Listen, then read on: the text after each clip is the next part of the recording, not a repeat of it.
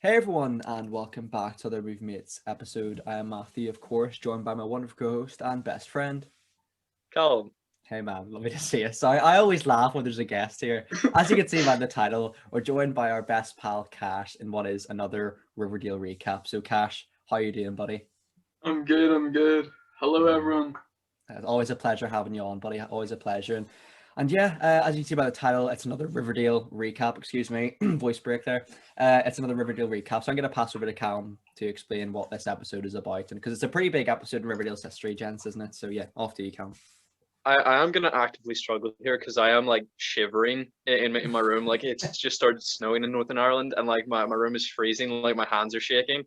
But this episode is the first episode in the new timeline. It's 7 years in the future. We get to see bits and pieces of the new lives of the core four. We see Jughead in New York. We see Archie's time in the military. We see Veronica's married life. Because I mean the show obviously doesn't let her be anything but an extension of another male character. And then Betty, I guess we see her as an FBI trainee. Mhm. The TBK. Yeah, the TBK. I love it. Yes. Picking up on those Silence of the Lamb vibes. Yeah, no, 1,000,000%. But yeah, as Callum said, 7 year time jump. But we will explain, I suppose, in this episode. Strangely, you had mentioned to me, Callum, it appears as though the other seasons of Riverdale were set in about like 2013, 2014, given that this is set in 2021. Yeah, so we've just now caught up to ourselves. That shows in the past that somehow they were using the technology of the 2020 era, somehow back in 2013, 2014. Yeah, it's so strange. But anyway, yeah, just before we kick off today's episode, thanks to everyone who supported us recently as well. And yeah, if you want to check out our other videos with Kash, definitely do so. Like, they're always a laugh, always a good fun record. So yeah, we did the Kissing Booth films, and of course, a Riverdale episode as well. So yeah, if you guys want to open the floor with your thoughts then as well. I don't know who wants to go first there, but yeah. Anyone want to chip in? I mean, I suppose I will start. The episode opens with Archie. Of course, we've sort of been back and forth, deciding who's currently the main character of the show, because I think we can agree last season it was Jughead, and previous seasons it was Archie. I think we're back to Archie. I think Archie is in hot seat again. And it opens with a dream sequence of a scene of combat. Archie and his fellow high school footballers, sort of in a war zone, but on the football field of Riverdale High. And it's sort of bizarre to me that I'm not even surprised by the comparison that's made here between sports and combat, because at least in media, American sports are taken so seriously that I actually find it kind of funny. Like Archie's acting as a literal drill sergeant, for his fellow sports competitors. And I suppose we may talk about this when me and Matthew talk about To All the Boys 3, because sports scholarships they get you like free admission to universities. I don't get it.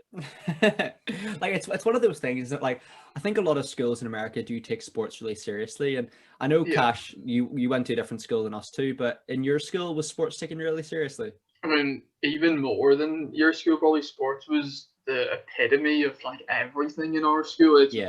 I think my school would be the closest thing to an American high school. I was thinking that as well. In Northern Ireland, because it's all like the sports culture and stuff like that, and like it's so big too, which is like similar to, and it's got like, because it's so big, it's got a lot of those groups and cliches and stuff. Yeah, 1,000,000%, mate. Yeah, I think you're right. And on the subject of the opening there with Archie, I actually think it was one of the strongest scenes in the show. Sorry, in the episode. To be honest, I like sort of there's like a weird aspect ratio change there as well. I think it come a lot more cinematic. But yeah, I think that's something that you sort of mentioned, Callum, isn't it, in the episode previous, that you kind of wanted it to start off with like a proper war scene, and it doesn't give us a proper war scene, but it's proper war scene. Yeah, this one's a little bit silly, I suppose, isn't it? Yeah, I had said before, I wanted to see a scene of combat because it would at least be, visually distinct, from what we've seen before. And, although this is a dream sequence, it does still manage to deliver that. Like, I have to give it to them, narratively, I wasn't impressed, because I actually wanted to see Archie fighting in a war, whereas, by the time we actually reach him, he's already exited it. And, I think we'll go on to talk about this, how, we're really only seeing pieces of these people's lives, and it's been 7 years. and a lot more has happened than what we actually are just teased here. And I honestly think that they're not really gonna go back to it. I think that they're pretty much done with that, and they're just moving on to bigger and better things, by their standards. 1,000,000%. But here I was relatively impressed with how different it looked, at least. Yeah, definitely. Like, Kash, what was your thoughts on the overall time jump? Like, did you sort of? So I know you're a big fan of the show as well for the cringe, but it kind of seems like in this episode, although we had sort of mentioned that the cringe is dialed down a lot, you can still see it here and there. But it kind of felt like it was taken a little bit more seriously, mate. What did you think? Yeah, I actually think the opening scene with like the army thing and all, that was like really high quality, like proper cinematic stuff. One thing I was kind of disappointed by though is like they didn't change any of their looks. They all look the same after 7 years. Hey, well, Archie has a terribly short haircut. It doesn't suit him at all. Sure, it doesn't suit him at all. It's like a centimeter shorter. Like I wanted to see like a skinhead, a beard or something. A skinhead, a beard. Has Jughead got a mustache, or is that just me? Well, yeah, Jughead looks like a beaten down middle-aged dad. So I mean, that's kind of a difference. Yeah, I mean, but yeah, like they're all like they were. Yeah, I do think you're right, buddy, because they all did sort of look the same, and it kind of felt like, I suppose that's maybe a part of the show. This sort of episode felt like to me as if it was, one of those TV shows where it stops airing for years and then returns. But whereas because this episode is literally just like a continuation of last week's, pretty much, it kind of feels like quite strange that it's such a big time loop and things like that. But time jump. But that being said, I think the fact that it shows it from alternate, like the different characters' perspectives and stuff, I would have actually liked if it continued that for a couple more episodes. I would actually like to see them in sort of Archie's in the army and stuff like that. But he's just in the army for like 30 seconds and then he's discharged pretty much, right? So one of the first times for me watching Riverdale where I actually wanted to watch more. 1,000,000%, and like buddy, see more. And when it was ending, I was like, oh, but I actually want to know what like happened. It was like the first time I've ever experienced that watching the show. Yeah, so, definitely. I mean, hopefully they tease something more. Yeah, like I think it really breezed past, but to sort of talk about the time jump as a whole, I'm really sort of questioning what the point was really. If you're just going to gloss over all the developments that have been made in that time, I think their college years are going to have been more interesting than them just going back to Riverdale again. Definitely. Like, do you guys think that we saw enough? Like, because I feel like this will be the last time that we hear about. Sorry, like it won't be the last time that we hear about their lives, but I think it's the last that we'll see of it. I know that they're going to bring Veronica's husband into the fold, but I feel like any of like Jughead's woes with his book and Archie's time in the military, I think it'll just be brushed over. Yeah, I think you're right. Yeah. I think you're spot on. Like, I think for me, I would have actually liked if it introduces like another suitor for like a character. Cause I'm kind of a little bit sick of the Archie will they won't they with Betty and Veronica. I know that's a staple of the comic books as well. I think last week, Kash, you were mentioning like you had a background with the comic books as well. But yeah. I think for me, introducing a lot more character. Obviously, they're introducing like Pop Tate's daughter here and stuff like that, which is interesting. Veronica's husband.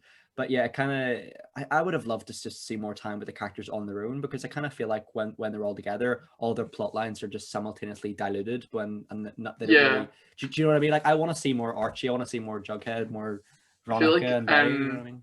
Their like space for like creativity is really limited when they're together, whereas if they did just explore like, I don't know, Jughead just having fun in New York, it would just be kind of interesting. You could do anything really, and like even in that episode it was quite interesting what he was doing on his own. Definitely, for sure. I think in like the scope of a whole season of a television show, you definitely have the capacity to at least at the bare minimum dedicate like a whole episode to each of the individual characters.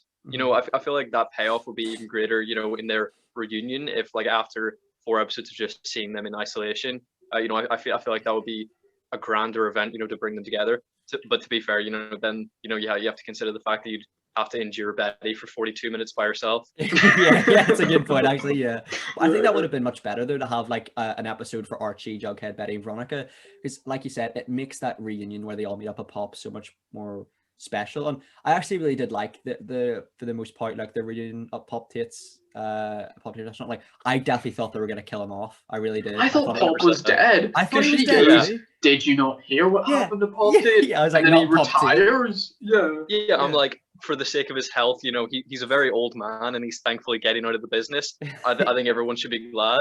Yeah, 1,000,000%. Like Definitely. I was so surprised. Has Pop Tit really touched all their lives so intimately that they like ran back to Riverdale? I don't know. I would absolutely love if it turns out by the very end of the show that Pop Tate was like the evil, the big bad behind everything. Like he was like he was like Hiram's boss or whatever. That would be Adopted great. father or something. Yeah, Hiram's adopted father. Yeah, that would be absolutely fantastic. But yeah, it kind of felt like for me a retirement party wouldn't cut it for all 4 of them to return. Do you know what I mean? Maybe a death, maybe a funeral, but not a retirement party. Do you know what I mean? Yeah. It was strange. You know, we've sort of talked about, you know, them together and then them, you know, them apart and then them coming together. And I think for the sake of the show and, you know, its ability to work, they do need to be all together. But I really think that, you know, for the sake of the characters and, you know, the consideration of, you know, what they've been through over the last 5 years that we've witnessed, you know, why haven't they left Riverdale in their dust? Like, why did they care? You know, it's never not been a hellscape. You know, Yeah. you know, after you've left, you would never return. Yeah, I know. I mean, I think it's the whole thing that it's their hellscape. You know, it's no one else's hellscape. It's their one. You know, as bad as like your like roots may be, they are still your roots. They do That's a really good point. Like, a connection to it. Even maybe Archie, the fact he no longer has his dad, but when he's in Riverdale, those memories are there. That's such a great point, like, Kash. Yeah. I think it's probably something to do with that, but it is just a shithole. It sucks. Yes, it's so it always bad. has been. Yeah. I love it. And the fact that now it's like lawless. Oh god. Did they go too far with that for you, boys? Like, it kind of felt like for me it was sort of like post-apocalyptic almost. Like Archie, Callum, you were saying this to me off the podcast, where like Archie's like, "But where are the people that gonna sit for the bus?" Like, you know, there's homeless people. Like on the dumbest line that I encountered was that like, there's like violence and murder and, you know, drugs all across the streets, but Archie, of course, his main concern is where are people going to sit for the fictional buses, the TransLink bus stops, the gliders. Yeah, did it go too far, boys? Who would do this? I mean, they don't even have a fire station. How are they gonna? Surely like, that's illegal. Surely, and then there's like rabid dogs running the streets. Like, what's going on here? Like, and the whole thing is, I get that it's like Hiram is trying to get money, but I just don't understand. Like, whenever they show Hiram in the actual show, he is a lot more humanized, and then when they talk about him, they're like, Hiram killed 4 innocent adoption like people, and like he nuked this whole city, and you're like, it doesn't really match up for me. Agreed. Like the guy who's like Veronica's father and like nice to Archie for that wee bit, because it can't be the same guy who's like. I agree completely. It feels like 2 different characters, Kash. It really does. Like, I would rather they just made Hiram like a guy who's, you know, found redemption for his sins, so to speak. Like, I actually really like the actor. I really do like the character. It's just that I just can't help but think they just can't decide whether they want him to be a good guy or a bad guy now. But it seems like they've just went all out villain now. So it does, doesn't it? Yeah, hopefully. And then also, how does Tony have a baby if she's not a lesbian? That kind of confused me. Well, yeah, I'm actually not too sure. Callum, is the character bisexual, I suppose? Because she hooked up with Jughead, didn't she, a few seasons ago? Oh, okay. Didn't she? Has Callum frozen there on us? I think he has. Yeah, I think. Have I frozen for you? No. No, you're all good. Or she has, you know, chosen to get pregnant with a sperm donor, I guess. Yeah, I suppose. Like, do you think they're going to make a plot point out of who the dad is in this season? I think they must, because you know they sort of they sort of dwell on the fact that she's not willing to tell. Yeah, I think he might be like a big like gangster type, like tough guy type of thing. You know, It's Hiram. That's what I was thinking. It's Hiram Lodge. Imagine, like, Callum. What if it's Reggie? Oh, on the subject of Reggie, I'm absolutely devastated that he's working for Hiram. Like, I really don't want them to go down like he's a villain, he's a bully kind of vibe, because I actually really loved him, especially with the plot. I'm not surprised whatsoever. Especially with the plot last season that like he's got an abusive dad and stuff, really humanized the character. Do you think he's going to be a bad guy, gents, or what do you reckon? Well, I mean, then, you know, at the prom he drugged everyone with Jingle Jangle, so I mean... Classic. That was so funny, Callum. That was good. That was funny. Hilarious. They all did a silly dance and then probably went home and died. Yeah. I actually think this might be a pretty obvious thing, but maybe they're going to do like a Reggie's going to like switch. So like halfway through the season, they're going to need his help and he's going to backstab Hiram. And he's going to come back to like the kids. It's a good shout. It's a really good shout. Yeah. Go ahead. Sorry. No, it was actually so sad to see that just they were all of the characters, like side characters, just remained in Riverdale, and they were just They like couldn't do better. singers and dancers and I stuff. know, No, Sweet it was Pea just and really Fangs. depressing. I'm Yeah. surprised they brought them back, to be honest. Sweet Pea and Fangs, they're like Tony's Mm. backup dancers and singers and stuff like that. And yeah, I mean, I think they're bound to introduce a plot line with Pop Tate's daughter. Do you reckon? Do you think she's his Definitely. daughter? Because I mean, he is like very old. Yeah, maybe Granddaughter, maybe, I don't know. potentially. I know she's a relative of I think his. maybe. I know she's a I relative. mean, you know, Archie famously top shagger. I think immediately he's currently the only one who hasn't had, you know, a romantic interest in the last few years of his life. So I feel like they need to give him one probably, because I mean this show is so horny for Archie. Like someone needs to appreciate his abs, and I think it'll be her. But then there's going to be a 7-year age gap between Archie and someone else. Like, that's kind of dodgy. Sure. What do you mean? Because I assume that the granddaughter is like still in Riverdale, going to high school, and Archie's... I don't know. She may just be there due to, you know, Pop Tate, you know, viewing it as his home. I can't confirm if she is his granddaughter. I made a mistake there. Just okay. I mean, but is she over 18? That's the more important question. Because if she is, Archie is there.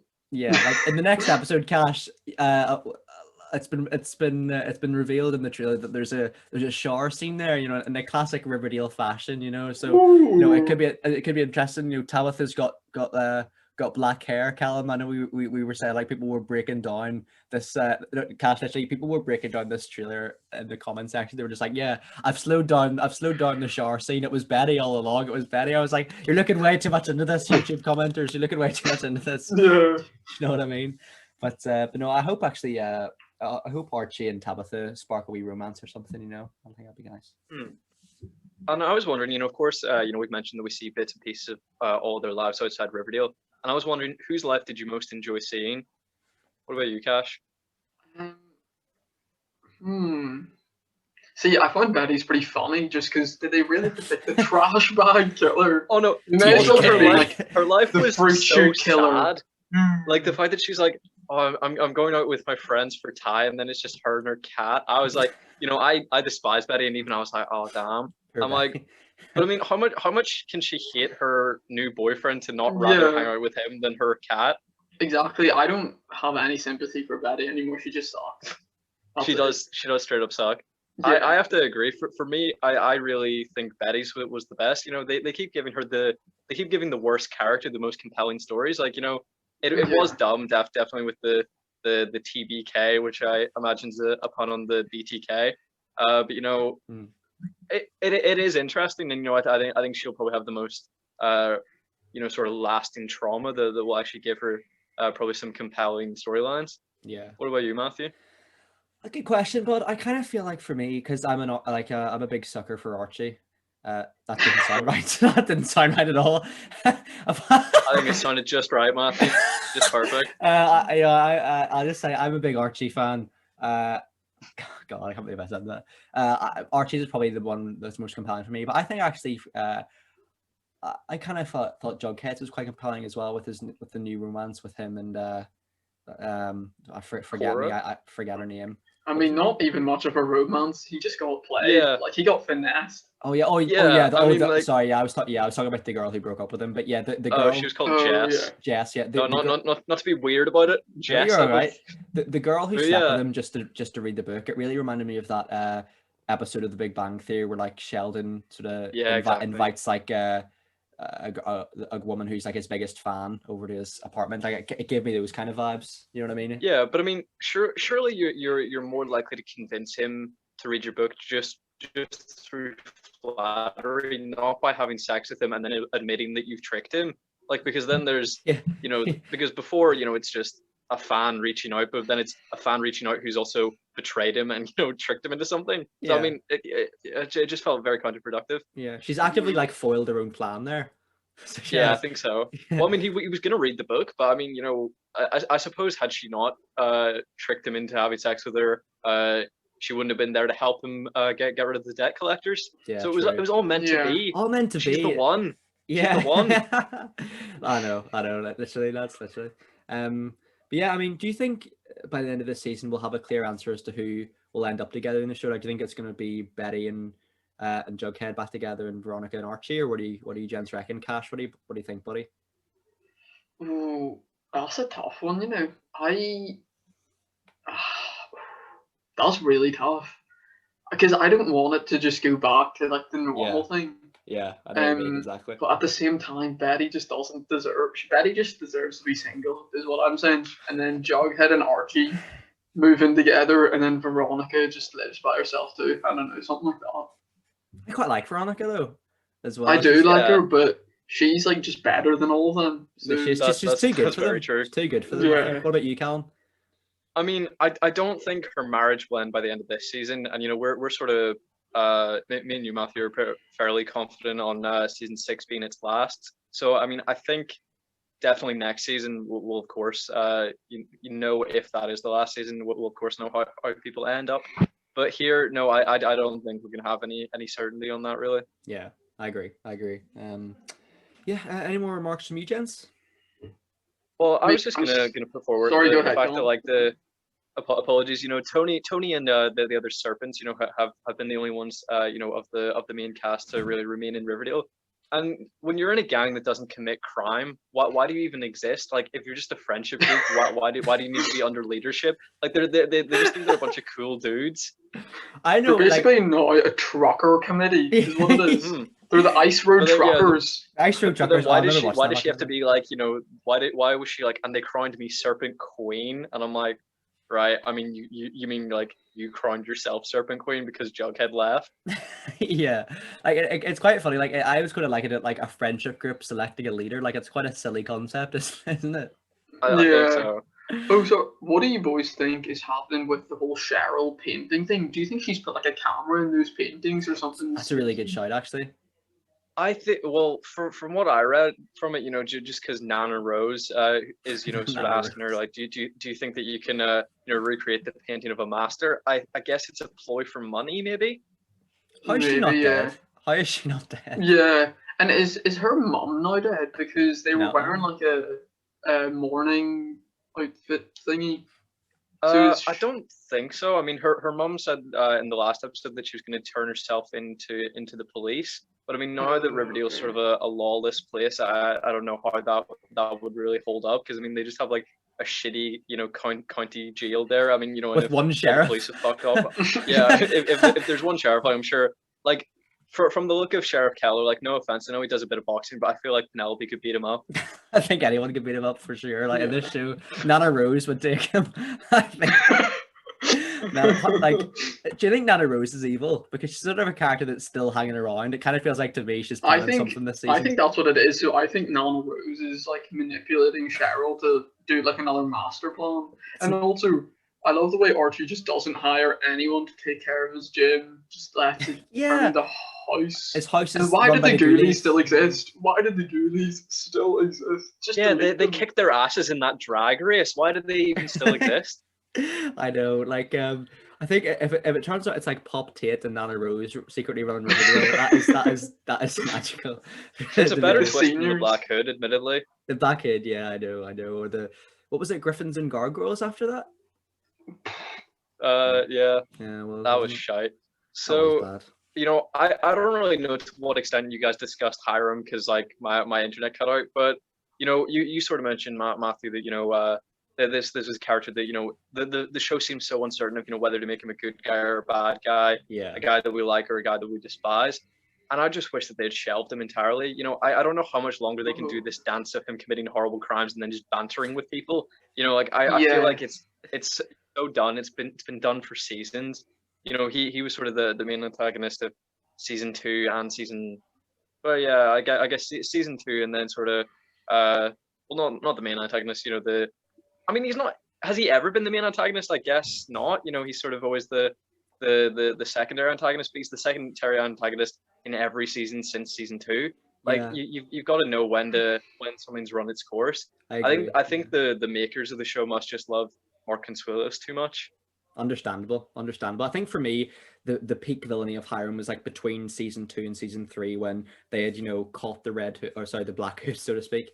When I think the bit where Archie was in jail, that was sort of peak Hiram for me. But ever since then, yeah, because I was rewatching season 3 with Archie and Jill and stuff like that. Those earlier episodes, which are fantastic, some of my favorites. Were you doing that recently? I have been rewatching it recently. Yeah. Was there a lot of self-loathing there? Like, did you hate yourself? Yeah. You just wanted to torture yourself? Did you not like the early stuff in season 3?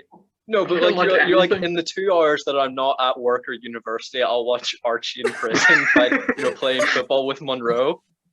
Yeah, like it's one of those things where I look back at some of the villainous acts Hiram Lodge has done, and then like you fast forward to like season 4 where he's just like shaking Archie's hand and they're bantering each other. Like you just think, what's he doing? Like yeah. I mean, like he's a like it's no secret that he's a high up crime boss. Like they know that he's committed murders, and then season 3 is about a drug conspiracy where he's letting like teenage kids OD on his drugs. So I mean. Why do they think this is like a recoverable character? I think what they should do, like what you said, Callum, or maybe a bit different, but I think they should just fully put him in the evil now, because I think without like the wife and the family there, there's like nothing like keeping him mate. Grounded. So it would make sense just to commit him to like just being evil. Yeah, I think you're right, Kash. I think you're right. Spot on. But yeah.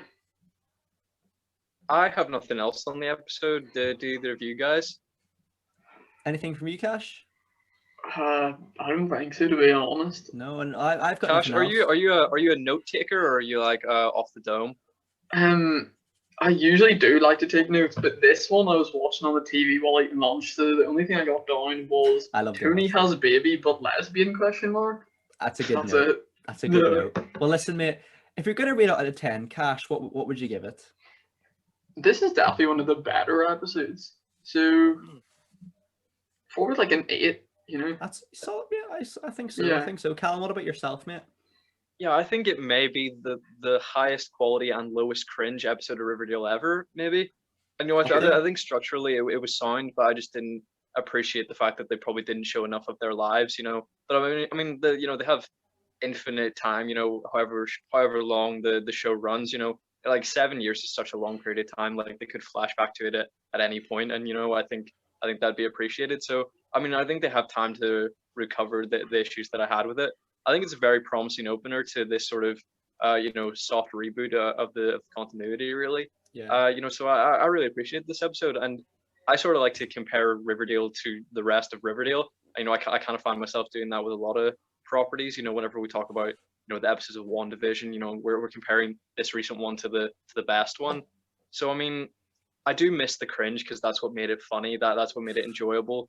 But this was certainly entertaining. I actually think it was well written, which is shocking for Riverdale. I know. I actually appreciated the writing and the performances. So I'd give it an 8.5, 9. Yeah, I mean, I'd have to concur, Jen. So I'd probably have to give it an 8 myself. I think it's probably the best quality episode we've seen so far. And season 5 has been solid, hasn't it, Jen? So it's been really good. It has. And yeah, I do miss I think the break helped them.